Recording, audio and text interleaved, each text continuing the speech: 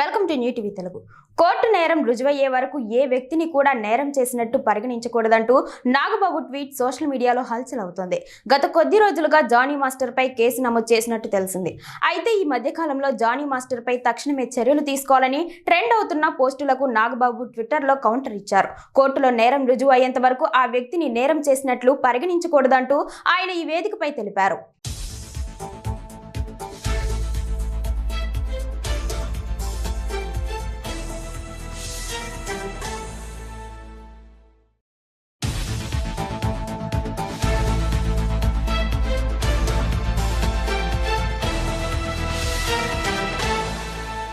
కోర్టులో నేరం రుజువు అయ్యేంత వరకు ఆ వ్యక్తిని నేరం చేసినట్లు పరిగణించకూడదంటూ ఆయన ఈ వేదికపై తెలిపారు.